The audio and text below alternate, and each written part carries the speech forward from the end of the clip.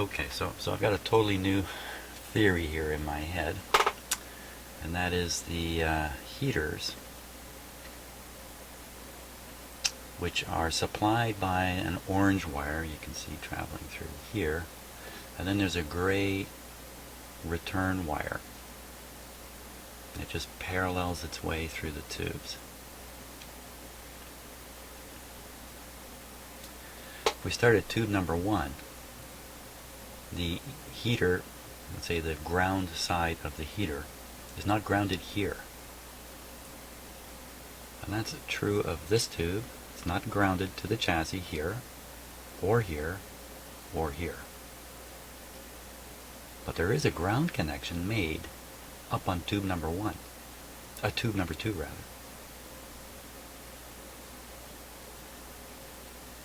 What for?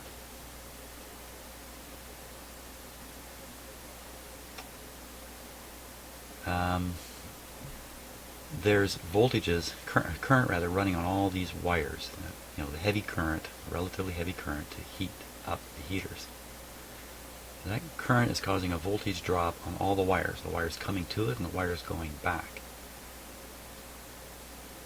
And since the carry wire is in series, the current is getting greater and greater as you move through the tube string, giving you more and more of a voltage drop.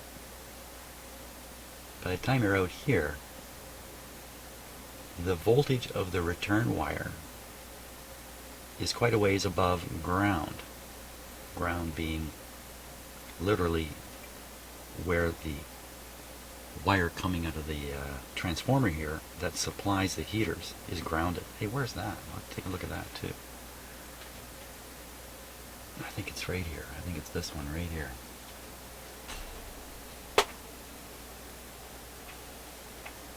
Hard to see. It's all buried behind here. So, if my theory is correct, 1, I can cut that wire right here. What will it matter? 2 and 3 don't matter. So let's cut the wire. Power's off.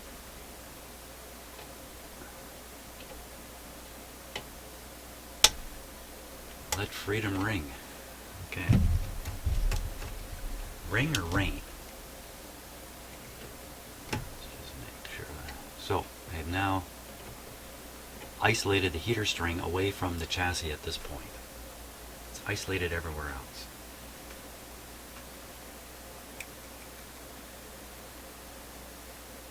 That's my theory. I'm going to put this back on here because it's just too much of an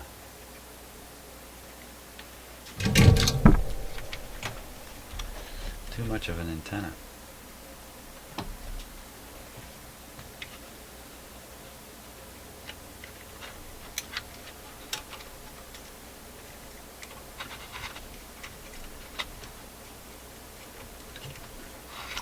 When I turned the amp on with this wire free, and I began thinking after I turned it on, always a good idea, turn it on, then start thinking.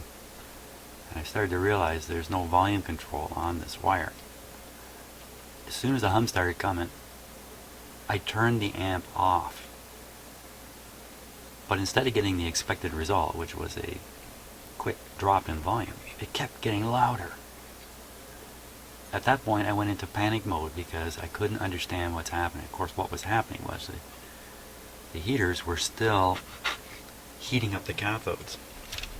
Even though the heaters themselves had started cooling down, they're still supplying heat, heating up the cathodes and building up the current flow through the tube.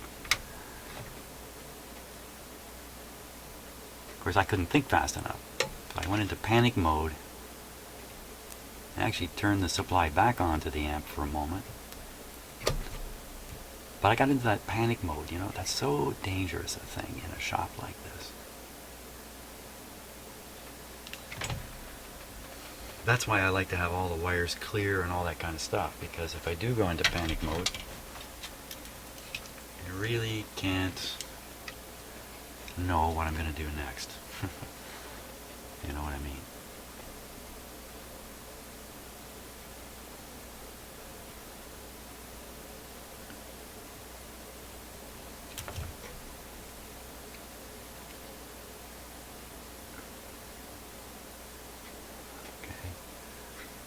barely on there. Probably going to pop off.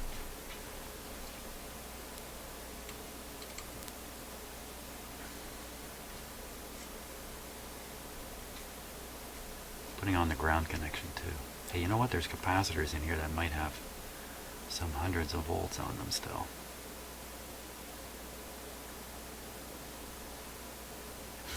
Very, very flimsy connection there. The signal wire I managed to get one strand connected. That's just not going to do. Well, probably actually would do. Temporarily.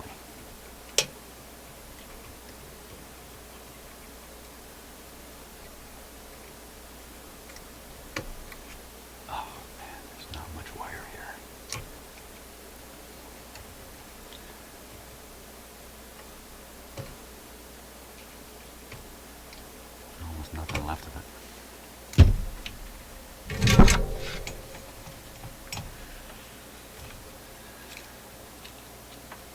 I faced hums like this in little amps on those suitcase record players, portable record players. Some of those amplifiers have only one tube in them. They are so simple. Yet I have spent a significant portion of my life trying to hunt down hums in those things. Always unsuccessful. But I have noticed the unique way in which grounds are made to the chassis in those things. Obviously the designers knew what they were doing. And at this point I still don't. You know, I should really connect the input here too. Just in case we have success. And they can even connect the blue wire back. That's the one that goes to the tone controls, because really hard to see how those might introduce a hum. So I won't connect them right now. Just change my mind midstream. I'm allowed to do that. And take things one thing at a time. Just in case. We got hums. The hums are humming. We get hums on the hums.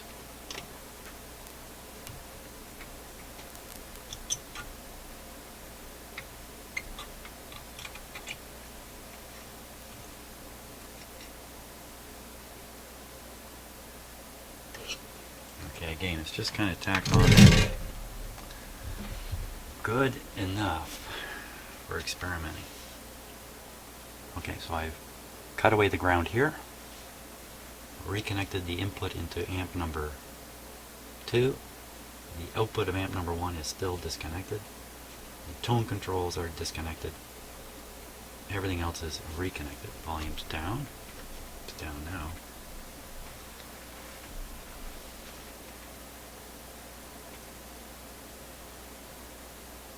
Okay, just double checking everything. Here we go again.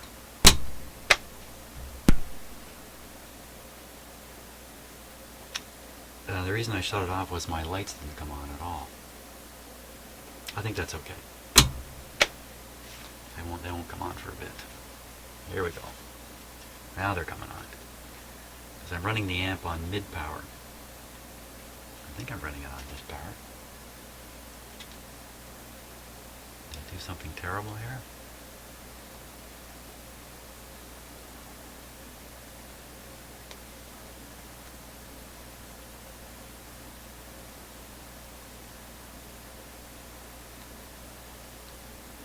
Looks like I might have interrupted the heaters.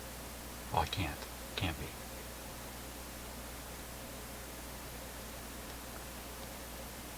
Wow, if that's the only point at which the heaters are grounded.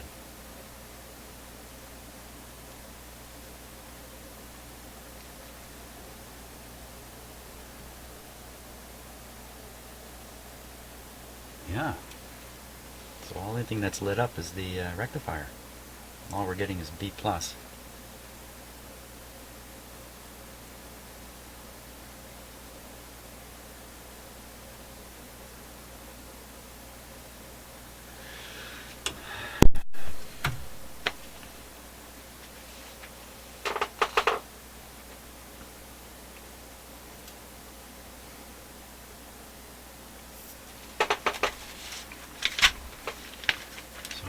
just draw out the heaters here. Pretty simple diagram, really. So I have the transformer supply, 6.3. We have the supply coming along on the orange wire.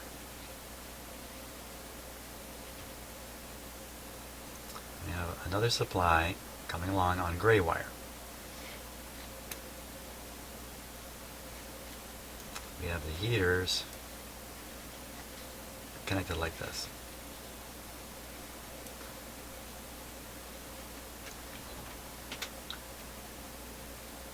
I found a ground out here to the chassis on the gray wires. I disconnected that.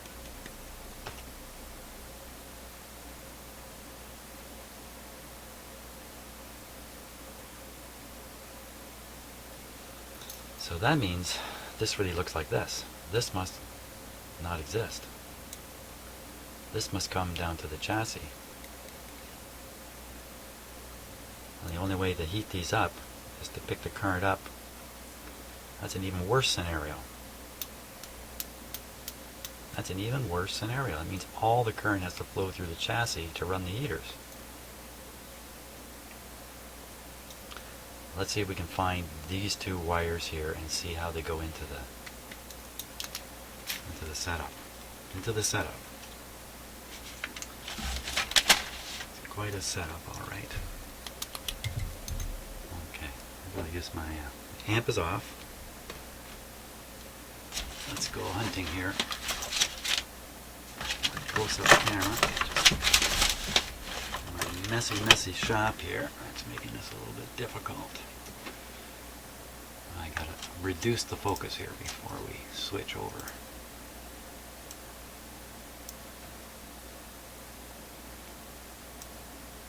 Okay, that should do it. There we go. Okay, so there is Mr. Transformer leads coming out of that hole there. You can see a red one, you can see a couple of red ones. Those are the high voltage. The one red and yellow is the center tap. So they're not a concern. You see two green ones heading up this way. So that upper, let me get a pointer on it. Okay, so this is the one that I'm following up through here. Goes. There it is there. Comes up. And connects to right there.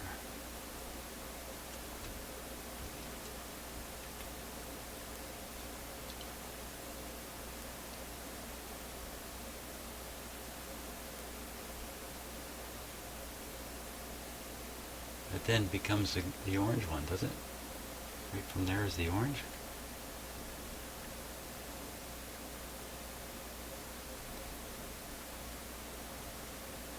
That's what it looks like. Okay, now the other heater wire, I think, is this one up here, this gray one from this tube. Okay, so one lead comes out of the transformer, goes on the orange wire. Okay, the other lead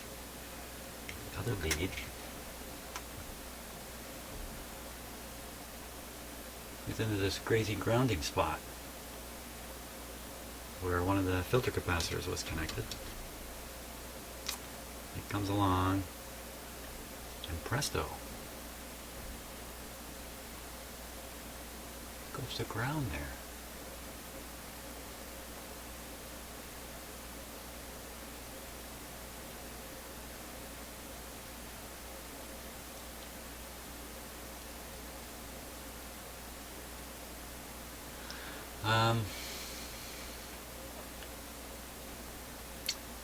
Okay, a couple things. One is I don't like how this capacitor is grounded there. It should probably be really grounded down here in this star point right on the chassis. It should probably be grounded there.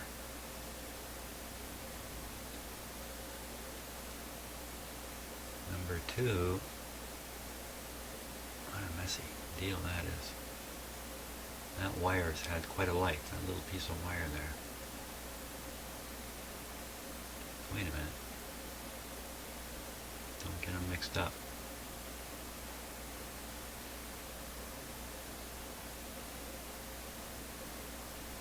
It's easy to think that this wire is connecting to the orange one, but it's not. It's connecting to this ground terminal. So that's what they've done. They've simply grounded one side and then picked it up here, of all places. I think this is breaking rule number 4, 7, 12, 11, and 19 of how to stop ground loops. I think really we should have a wire. We should take a wire from there, connect it over to the other side of this heater, and then let the parallel thing run, heater by heater by heater. No other ground.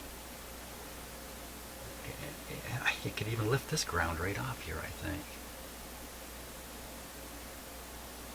Or ground it with a capacitor. A fairly small capacitor.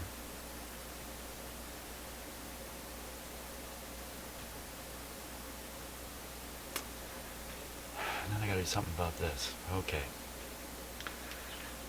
Okay, it's a fair bit of changes, but I'm hopeful. Let me work on them here. Okay, made a little camera error there in the last video clip, so I'll just repeat what I'm about to do in case I've had to edit it out from a camera error. First I'm going to take off the wow, the B plus is still sitting at whoa, almost 300 volts in those capacitors.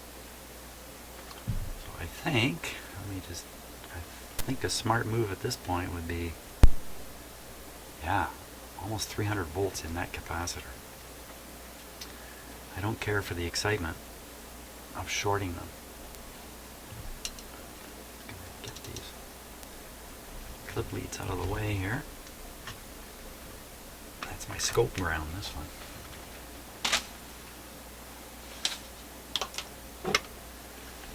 I want to drain off those capacitors first. So, a big 33K resistor. All the capacitors are hooked up together, basically, through these other resistors. Let me hook up my voltmeter again.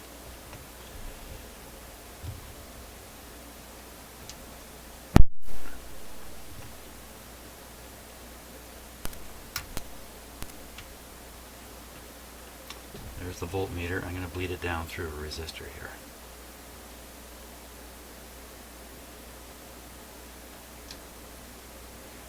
Interesting thing about capacitors, see, the voltage is virtually gone, but if I take away the short, it comes back. The energy storage has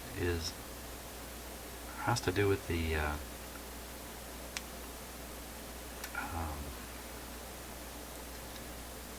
come on, you know, the stuff that's inside the capacitor.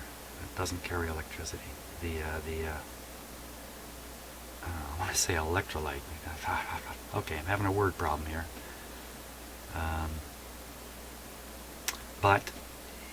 So the charge, yeah, it's on the plates, but it's also inside that insulation. I shouldn't call it that. And it takes time for the charge to come out because it requires molecular movement. So, okay, the charge is all out. The charge is all out. I'm a safe guy now.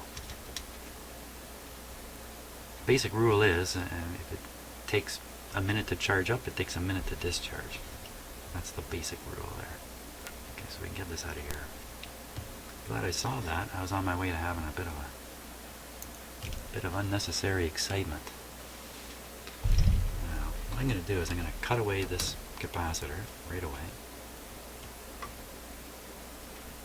Not much lead left on it anymore.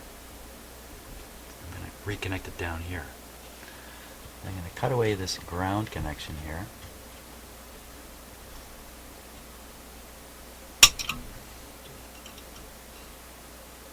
swing it out of the way here. I'm going to connect this to the gray heater wire over here. And make absolutely sure that is the heater wire.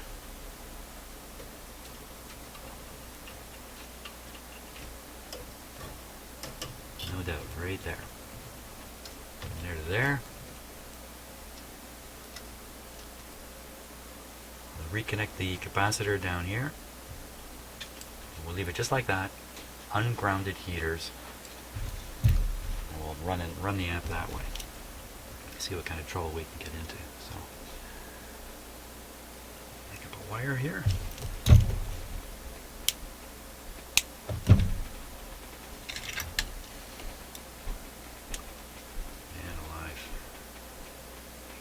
Learning by doing can be very painful at times. It certainly requires persistence. But I think the longer phrase is learning by doing everything wrong first. I think that's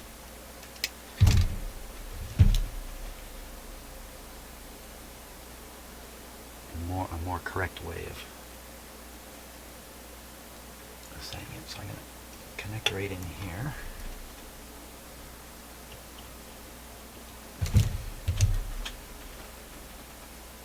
I got too many tools out in front of me here.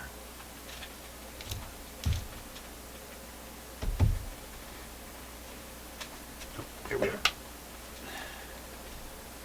Take a moment after this and rack up all my tools again.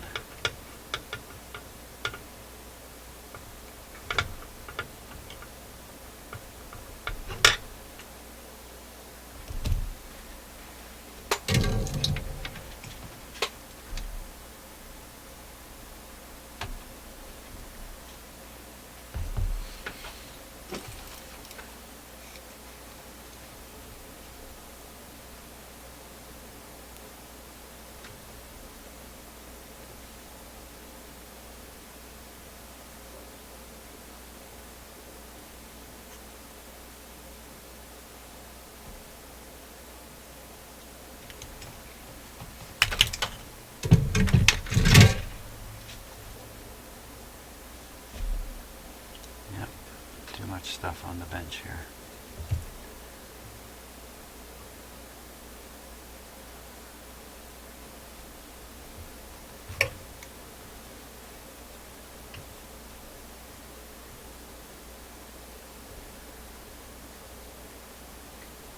Yeah, so if you think what you're watching here when you watch my videos is somebody showing you how to do everything, not really.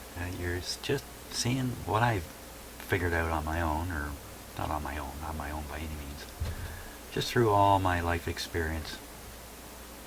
And it's not necessarily the best way, the right way, or anything. And please be cautious of what I say, because not only do I misspeak, at times I am just flat wrong. So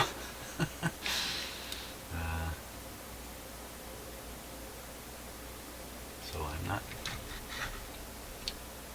This is going to be kind of floating in here a bit. Not very well supported.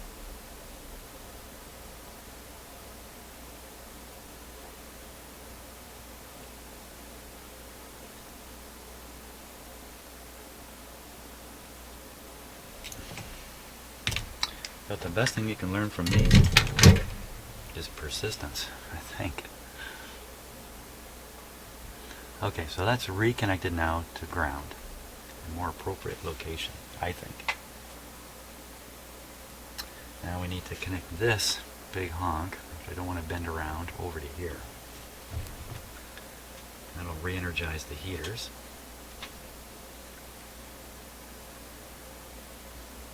Normally these things are normally run very close to the chassis, so I'm going to try to do that.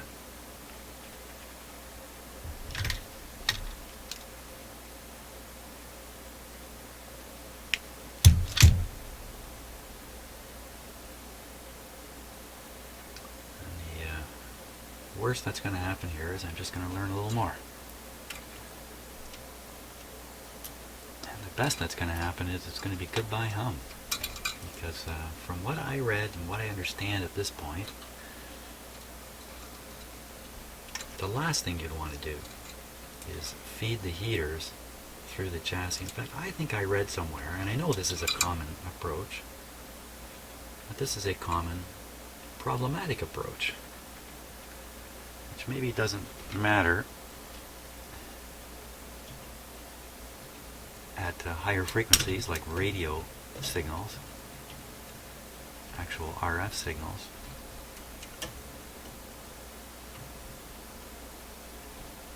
But for audio signals, it's a big deal.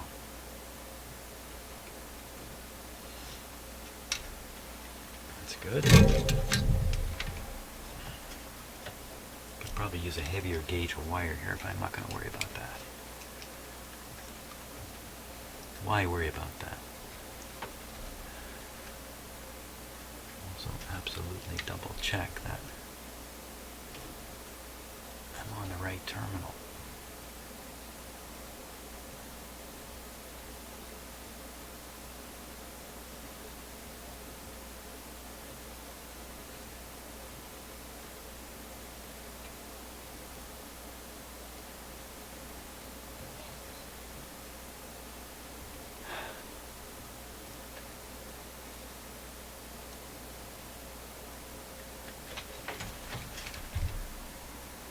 Not impressed with my new soldering iron at all. Impressed with the price of it. That's about all. Where'd you go?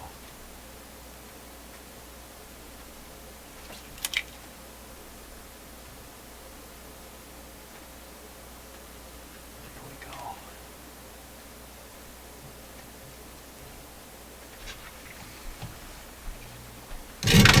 Now this is going to carry some, maybe an amp of current. Okay. Turn that over to here.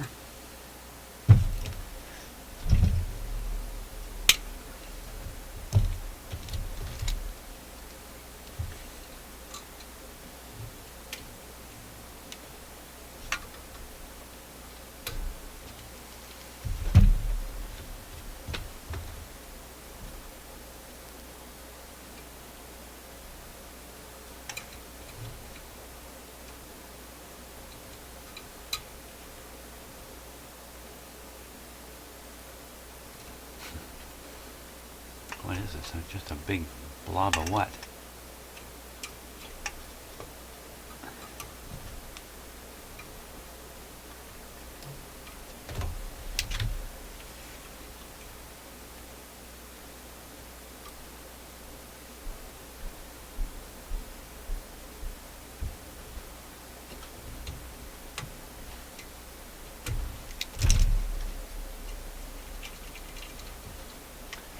The other end of this wire is not soldered, contrary to what I thought I'd done there.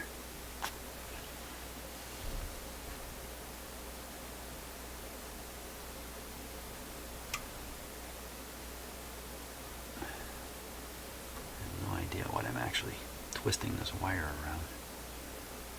Big blob of solder that's just going to go liquid when I go to solder it.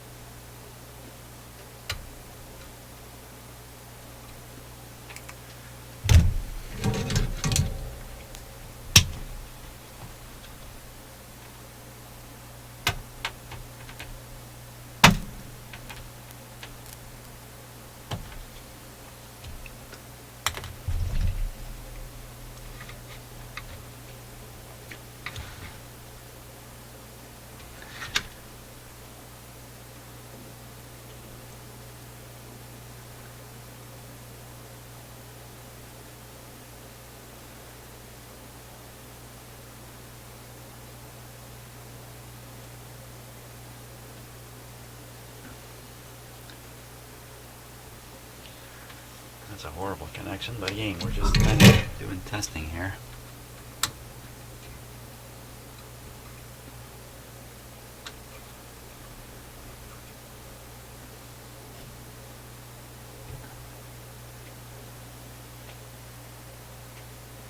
Where'd the other end of it go?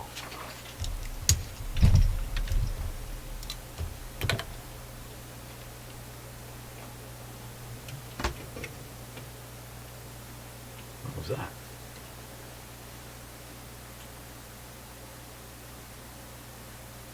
It sounded like a sound coming out of my speaker behind me here.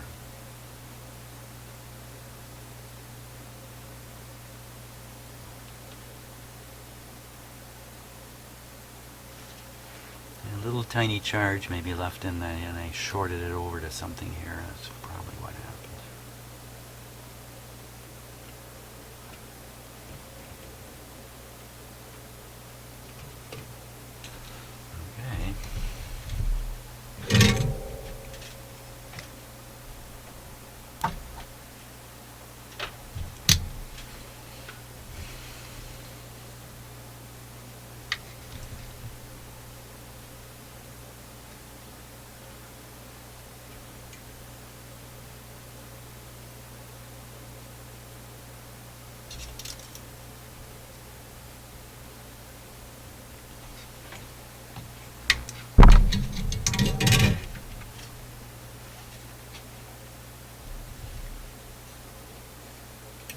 I guess you must have figured out that where I store my soldering iron is right near my right microphone.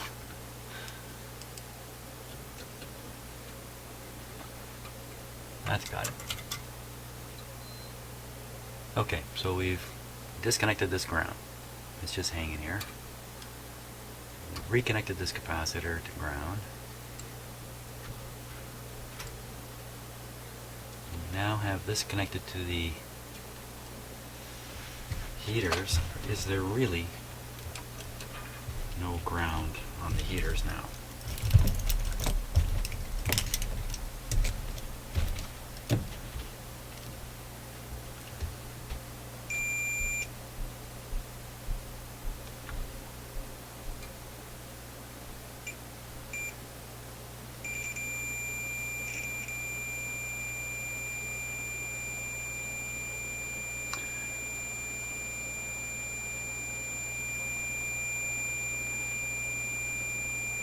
What was that?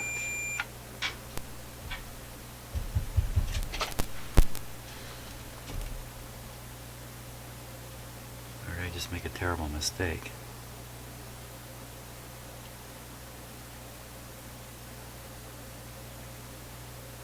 Might have been good to test some of this before.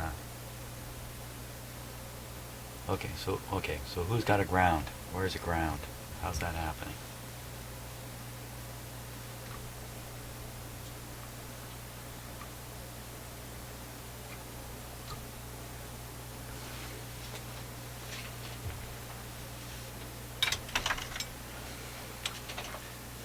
Amp is off before I stick this metal thing in here.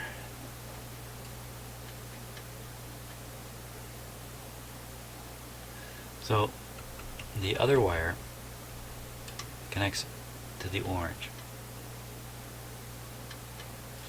The orange up, up, up, up. And goodness gracious, that's not grounded. Now, the gray next to my blue wire goes around and connects right to here.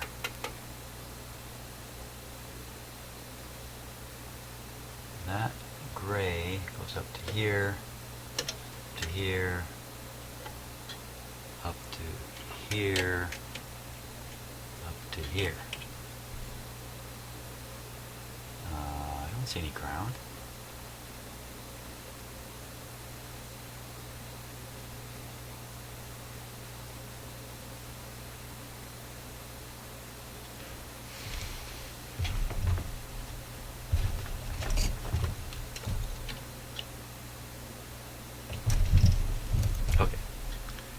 I'm going to clean up a little bit here before we go any further.